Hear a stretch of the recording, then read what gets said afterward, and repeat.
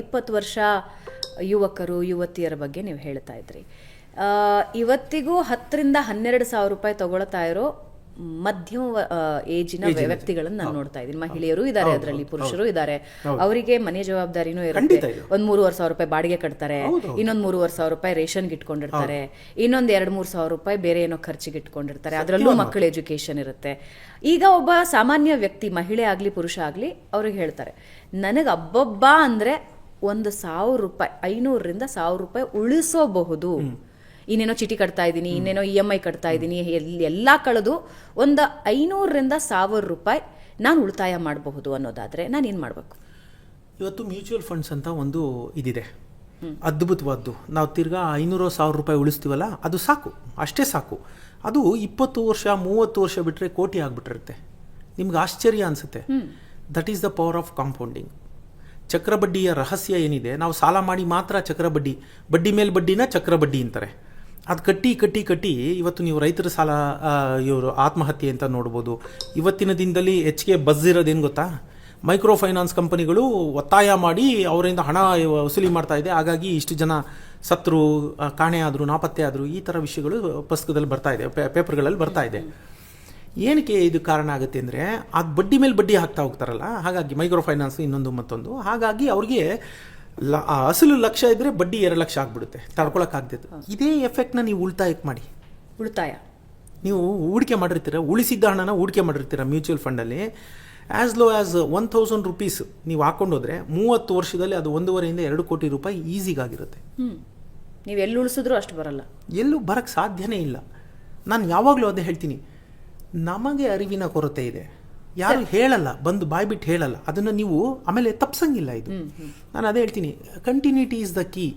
ನಾನು ಹೊಸದ್ರಲ್ಲಿ ಎತ್ತೆತ್ತೋಗದ ಅನ್ನಂಗೆ 4 ದಿನ ಮಾಡಿ ಬಿಡುವಂಥದ್ದಲ್ಲ ಮೇಡಮ್. ಇದು ನಿಮ್ಮ ಜೀವನ ಶೈಲಿ ಆಗಬೇಕು. ಇದಕ್ಕೊಂದು ಸರಳ ಮಂತ್ರ ಇದೆ ನನ್ನ ಹತ್ರ. ನಿಮ್ಮ ಸಂಬಳ, ಜನ ಏನು ಮಾಡ್ತಾರೆ, ಮೈನಸ್ ಖರ್ಚು = ಉಳಿತಾಯ ಅಂತ ಮಾಡ್ಕೋತಾರೆ. ಅದು ತಪ್ಪು ಫಾರ್ಮುಲಾ, ನಮ್ಮ ಅಪ್ಪ ಅಮ್ಮ ಹೇಳ್ಕೊಟ್ಟಿದ್ದು. ಹೌದು. ನಾನು ಹೇಳೋದು ಸಂಬಳ ಮೈನಸ್ ಉಳಿತಾಯ. ಎಷ್ಟೆತ್ತಿಡಬೇಕು? 1,000, 11,000 ಇದೆ ನನಗೆ, 12,000 ಸಂಬಳ, 1,000 ಮೈನಸ್ 11,000 ನನ್ನ ಸಂಬಳ. ನಿಮ್ಮ ಮನಸ್ಸಿಗೆ ನೀವು ಅದು, you have to train your brain to accept that ನನ್ನ ಸಂಬಳ 11,000 ಅಂತ. ನಾನು ಯಾವಾಗಲೂ ಹೇಳ್ತೀನಿ, ಮನಸ್ಥಿತಿ ಮನಸ್ಥಿತಿ ಮನಸ್ಥಿತಿ. ನಿಮ್ಗೆ 13ಕ್ಕೆ ಬಂದರೆ ನೀವು ಅವಾಗಲೂ ಉಳ್ಸೋಕ್ಕಾಗಲ್ಲ. ನಾನು ಹೇಳ್ತೀನಿ ಕೇಳಿ, ಇಟ್ಸ್ ಅನ್ ಹ್ಯಾಬಿಟ್, ಇದು ಅಭ್ಯಾಸ. ನೀವು 50 ಬಂದರೂ ಉಳ್ಸೋಕ್ಕಾಗಲ್ಲ. 1.5 ಲಕ್ಷ ಬರೋರು ನನ್ನ ಕೈಲಿ ಉಳ್ಸಕ್ಕಾಗಲ್ಲ ಅನ್ನೋಂಥವ್ರು ನನ್ನ ಹತ್ರ ಬಹಳ ಜನ ಕ್ಲೈಂಟ್ ಇದ್ದಾರೆ. ಸರ್, ಅದರಲ್ಲಿ ಸಮಸ್ಯೆ ಏನಾಗುತ್ತೆ ಅಂತ ಹೇಳಿದ್ರೆ, ಈ ನಾನು ತಂದೆ ತಾಯಿಗಳ ವರ್ಷನ್ ಅಲ್ಲಿ ಮಾತಾಡ್ತೀನಿ, ಪುಟ್ಟ ಮಕ್ಕಳಿಂದ ಹಿಡಿದು ದೊಡ್ಡ ಮಕ್ಕಳವರೆಗೆ. ಈ ತಂದೆ ತಾಯಿಗೆ ಏನಾಗುತ್ತೆ ಅಂತ ಹೇಳಿದ್ರೆ, 500 ರೂಪಾಯಿ ಎಲ್ಲೋ ಎಕ್ಸ್ಟ್ರಾ ಬಂತು ಅಂದ್ರೆ ಮಕ್ಕಳಿಗೆ ಒಂದು ಬಟ್ಟೆ ಕೊಡಿಸ್ಬೇಕು ಅಂತ ಅನ್ಸುತ್ತೆ. ಇಲ್ಲ, ಅವತ್ತು ಮನೇಲಿ ಏನೋ ಸ್ಪೆಷಲ್ ಅಡಿಗೆ ಮಾಡಿಸಿ ಆ 500 ರೂಪಾಯಿ 1,000 ರೂಪಾಯಿ ಏನ್ ಎಕ್ಸ್ಟ್ರಾ ಬಂದಿದ್ಯೋ ಅವರಿಗೆ ಸ್ಪೆಂಡ್ ಮಾಡ್ಬೇಡ ಅನ್ಸುತ್ತೆ.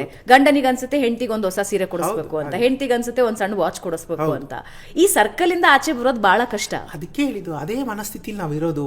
ಅದಕ್ಕೆ ಮನಸ್ಥಿತಿ ಬದಲಾದ್ರೆ ಪರಿಸ್ಥಿತಿ ಬದಲಾಗುತ್ತೆ ಅನ್ನೋದು. ಯಾಕಂದ್ರೆ ಒಂದು ಅರ್ಥ ಮಾಡ್ಕೊಳ್ಳಿ, ನಿಮಗೆ ನೀವೇ ದಾರಿ ದೀಪ. ಜಗತ್ತಿನ ಯಾರೂ ನಿಮಗೆ ಸಹಾಯಕ್ಕೆ ಬರೋದಿಲ್ಲ. ನೀವಿರುವ ಇವತ್ತಿನ ಪರಿಸ್ಥಿತಿ ನಿಮ್ಗೆ ಇಷ್ಟ ಇಲ್ಲ ಅಂದ್ರೆ, ಆ ಪರಿಸ್ಥಿತಿಯಿಂದ ಹೊರಗೆ ಬಂದು ಉನ್ನತಿ ಕಡೆಗೆ ಹೋಗೋದು ನೀವು, ನಿಮ್ಮಿಂದ ಮಾತ್ರ ಸಾಧ್ಯ. ಬೇರೆ ಎಲ್ಲರೂ ಬಾಯಲ್ಲಿ 1,000 ಹೇಳ್ಬೋದು, ಅದನ್ನ ಅಪ್ಲೈ ಮಾಡಬೇಕಾದವರು, ಜಾರಿಗೊಳಿಸಬೇಕಾದವರು ನೀವೇ. ಶಿಸ್ತು ತುಂಬಾ ಇಂಪಾರ್ಟೆಂಟು. ಶಿಸ್ತು ಅಂದ್ರೆ ಬೆಳಿಗ್ಗೆ 5ಕ್ಕೆ ಎದ್ಬಿಟ್ಟು ವಾಕ್ ಹೋಗ್ಬಿಡೋದು ಒಂದೇ ಅಲ್ಲ, ಆರ್ಥಿಕ ಶಿಸ್ತು ಬೇಕು. ನಾನು ಅದನ್ನೇ ಹೇಳಕ್ ಹೋಗ್ತೀನಿ, ನಾವು ಮಹಾರಾಜನ ಮನೇಲಿ ಹುಟ್ಟಿಲ್ಲ, ನಾವು ಚಿನ್ನದ ಚಮಚ ಇಟ್ಕೊಂಡು ಹುಟ್ಟಿಲ್ಲ. ಹಂಗಂದ್ರೆ ಸಾವುಕಾರರಾಗಕ್ಕೆ ಆಗಲ್ವಾ? ನಿಮ್ಗೊಂದು ಅಚ್ಚರಿಯ ವಿಷಯ ಹೇಳ್ತೀನಿ. 90%, ಏನು ಹೇಳಿ, 1-2 ಅಲ್ಲ, 90% ಇವತ್ತು ಜಗತ್ತಿನಲ್ಲಿರುವ ಕೋಟ್ಯಾಧಿಪತಿಗಳು ಸೆಲ್ಫ್ ಮೇಡ್, ಅಪ್ಪ ಅಮ್ಮನಿಂದ ಬಂದ ಆಸ್ತಿ ಅಲ್ಲ. 90% ಆಫ್ ಇವತ್ತು ಯಾರ್ಯಾರಿದ್ದಾರೆ ಕುಬೇರರು ಅಂತ ನಾವು ಅಂತೀವಿ, ಇಂಡಿಯಾ ಅಂತಲ್ಲ, ನಾನು ಇಡೀ ಜಾಗತಿಕ ಮಟ್ಟದಲ್ಲಿ ಹೇಳ್ತಿದ್ದೀನಿ, self made, first generation earners. ಯಾರು ಏನು ಇಲ್ಲ, ಅಪ್ಪ ಅಮ್ಮ ಇಲ್ಲ, ಮಂತದೋ ಮನೇಲಿ ಹುಟ್ಟಿರ್ತಾರೆ, ಏನೋ ಆಗಿರ್ತಾರೆ. ಹೆಂಗೆ ಅದು ಅವ್ರಿಗಾಗುತ್ತೆ, ನಮ್ಗೆ ಯಾಕಾಗಲ್ಲ? ನಾವು ಪ್ರಶ್ನೆ ಮಾಡ್ಕೊಳ್ಳೋದು ಬಿಟ್ಟಿದ್ದೀವಿ. ನಾವೇನು ಮಾಡ್ತೀವಿ, ಗ್ರಹಗತಿಗಳನ್ನ ದೂಷಿಸ್ತೀವಿ, ಸಮಾಜನ ದೂಷಿಸ್ತೀವಿ, ವ್ಯವಸ್ಥೆನ ದೂಷಿಸ್ತೀವಿ. ಅವ್ರು ಸರಿ ಇಲ್ಲ, ಇವ್ರು ಸರಿ ಇಲ್ಲ, ಇವ್ರು ಸರಿ ಇಲ್ಲ. ಗುರು, ಒಳಗಡೆ ಹೋಗಿ ಕೇಳ್ಕೊ, ನಾನು ಸರಿಗಿದ್ದೀನ ಅಂತ. ನಮ್ಮ ದೊಡ್ಡ ಸಮಸ್ಯೆ ಏನು ಗೊತ್ತಾ, ಯಾವಾಗಲೂ ಬೆರಳು ತೋರಿಸ್ತಾ ಇರ್ತೀವಿ, ಅದು ಸರಿ ಇಲ್ಲ, ಇದು ಸರಿ ಇಲ್ಲ. ನಾನು ಸರಿಯಾಗದೆ ಹೊರಗಡೆದು ಏನು ಸರಿಗಿದ್ರು ಏನು ಪ್ರಯೋಜನ ಇಲ್ಲ. ಹೊರಗಡೆ ಎಷ್ಟೇ ಗಬ್ಬಿದ್ರು ಇದೇ ನೆಲದಲ್ಲೇ ನಾನು ಹುಟ್ಟು ಬಂದಿರೋದಲ್ಲ. It's a mentality, it's a mindset. ನಾನು ಹೇಳ್ತೀನಿ, ನೀವು 12,000 ಬಂದಾಗ 1,000 ರೂಪಾಯಿ ಉಳಿಸೋರಾದರೆ ನೀವು ಲಕ್ಷ ಬಂದಾಗ 10,000 ಉಳಿಸ್ತೀರ. ನಿಮ್ಗೆ ಇಲ್ಲೇ ಇಲ್ಲದ್ದು, ಫಾರ್ ಎಕ್ಸಾಂಪಲ್ ನಾನು ಹೇಳ್ತೀನಿ ನೋಡಿ, 225 ರೂಪಾಯಿ ನಾನು ಸ್ಟೈಫಂಡ್ ಫಸ್ಟ್ ಕೆಲಸ. ಆ್ಯಕ್ಚುಲಿ ಹೇಳ್ಬೇಕಂದ್ರೆ ನಾನು 7ನೇ ಕ್ಲಾಸ್ ಇರ್ಬೇಕಾದ್ರೆ ಒಬ್ಬರು ಸೇಟು ಹತ್ರ ಸೀರೆ ಅಂಗಡಿ ತೆಗೆದು ಸೀರೆ ಹಾಕೋರು. ಆ ಸೀರೆ ಜನ ಬಂದು ನೋಡ್ತಾರಲ್ಲ, ಆ ಸೀರೆನ ಮಡಿಸಿ ಎತ್ತಿಡೋ ಹುಡುಗನ ಕೆಲಸ ನಂದು. 30 ರೂಪಾಯಿ ಸಂಬಳ ನನಗೆ. ಬೇಸಿಗೆ ರಜದಲ್ಲಿ ಕೆಲಸ ಮಾಡ್ತಾಯಿದ್ದೆ ನಾನು. ಹಣದ ಮೌಲ್ಯ ಸೇಟು ಹೇಳಿದ್ದೆ 2.5 ತಿಂಗಳು ನಿಮಗೆ ನಾನು 90 ರೂಪಾಯಿ ಕೊಡ್ತೀನಿ 3 ತಿಂಗಳು ಅಂತ ಲೆಕ್ಕ ಹಾಕೊಂಡು ಅಂತ 100 ರೂಪಾಯಿ ಕೊಟ್ಟರು ಸೇಟು.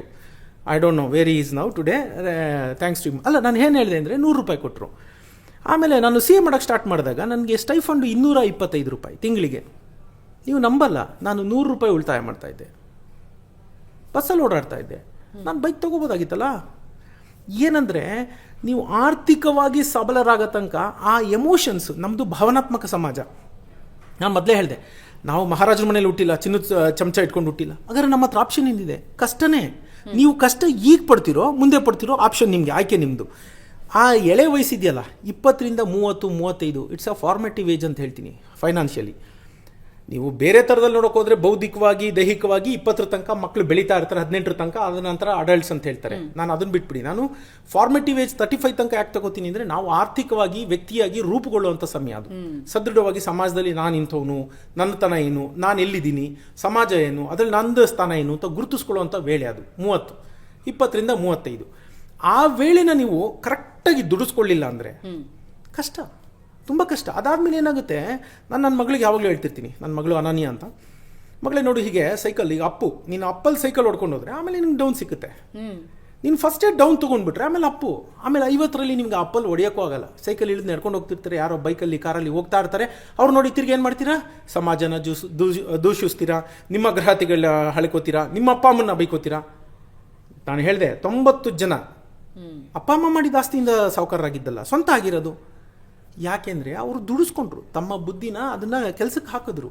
ಆ ವೇಳೆ ಇದೆಯಲ್ಲ, ಇದು ಮೊದಲ 10-15 ವರ್ಷ ನಾವು ಕೆಲಸಕ್ಕೆ ಸೇರಿದ್ದು, ಅದರಲ್ಲಂತೂ ಭಾರತದಲ್ಲಿ ಇವತ್ತಿನ ಮಟ್ಟದಲ್ಲಿ 28, 29, 30 ತನಕ ಯಾರು ಮದುವೆಗಳಾಗ್ತಿಲ್ಲ ಇವತ್ತು. It's a fact. 20ರಿಂದ 30 ನಿಮ್ಗೆ ಅಂಥ ಹೇಳ್ಕೊಳ್ಳೋವಂಥ ಜವಾಬ್ದಾರಿ ಇರೋಲ್ಲ. ಆ 10 ವರ್ಷದಲ್ಲಿ ನೀವು 10,000 ಪ್ರತಿ ತಿಂಗಳು ಉಳಿಸ್ಕೊಂಡು ಹೋಗಿದ್ದಿದ್ರೆ, ಮತ್ತು ಆ ನಂತರ ನೀವು 5,000ನೋ 3,000 ಕೇಳ್ಕೊಂಡ್ರು ನೀವು 60 ವಯಸ್ಸು ಬರೋ ಅಷ್ಟರಲ್ಲಿ 14ರಿಂದ 15 ಕೋಟಿ ಆಗಿರುತ್ತೆ ನಿಮ್ಮ ಹತ್ರ. ಯೋಚನೆ ಮಾಡೋಕ್ಕಾಗಲ್ಲ ನೀವು. ಸೊ ಮ್ಯೂಚುವಲ್ ಫಂಡಲ್ಲಿ ನೀವು ಊಹೆನೂ ಮಾಡೋಕ್ಕಾಗದಂತಹ ದೊಡ್ಡ ಮೊತ್ತನ ನೀವು ಕಾಣ್ಬೋದು. ಪ್ರತಿಯೊಬ್ಬರೂ ಕೋಟ್ಯಾಧಿಪತಿ ಆಗ್ಬೋದು. Time sensitive.